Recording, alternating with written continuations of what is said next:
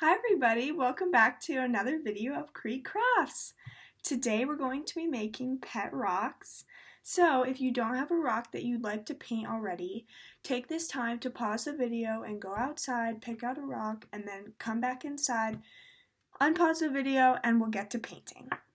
First up, you're going to need some paint, which I chose this purple color, but you're welcome to use any color that you'd like.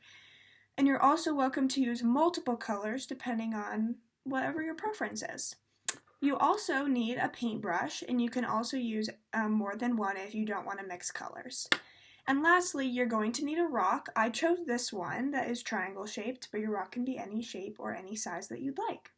First, what you're going to do is take the paint and pour it onto a plate, or if you have a paint palette, you're going to want to use that, something that can be washed, and make sure that you're using washable paint just in case you get it on your clothes, then you can still get out the stain. I'm going to be using this paint palette, and also you're going to want to put something underneath your workspace. So I have this newspaper, that way the paint from my rock doesn't get on my desk or wherever you're working. So once you have your paint palette, or if you are using a plate, once you have that, then you're going to want to take the paint, and if you need to, you can shake it up, make sure that it's ready to be used, and then just open that up and pour it onto the paint palette or onto the plate or whatever surface you're using. And once you have it on the palette, you're going to want to set it down and make sure that your workspace is all set up with your newspaper and your rock and your paint and your paintbrush. And the last thing you need to do before you start on your pet rock is make sure that you have a glass of water to rinse your paintbrush and to make sure that it's wet before you start painting. So once you get your water, you're going to want to take your paintbrush and dip it in so that the whole brush gets wet. And then you're going to want to take your paintbrush and dry it off on the newspaper or paper towel that you're using at the bottom so that it's not completely soaking wet, but that way it's still wet enough to use. So you're going to want to take the paint that is on your plate or on your palette and dip the brush in there and make sure that you have enough to cover your rock. And then once you're ready, you can go ahead and start painting your rock like this.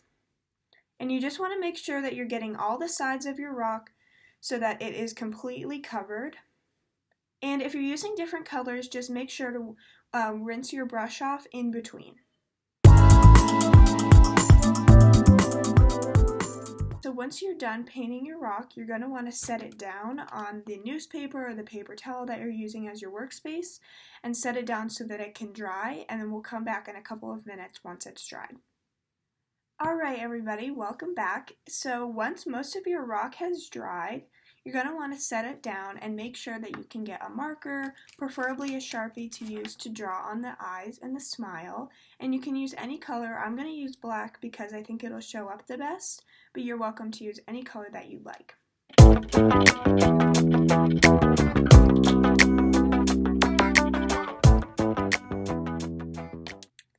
Alrighty, it's hard to see in this lighting, but once you're all finished drawing on your face, there you have your pet rock. So if any parts of your rock are still wet from the paint, you're just going to want to let it sit so that it doesn't get on any other things that you don't want the paint to get on. But otherwise, there you go. You have a little pet rock. You can name it a fun name. It's like a little friend. So I hope all of you guys enjoyed this video. I'm so excited to be able to make crafts with you all. And make sure to send pictures of your pet rocks so we can see them too. Have a great day! Thanks for watching. Stay crafty.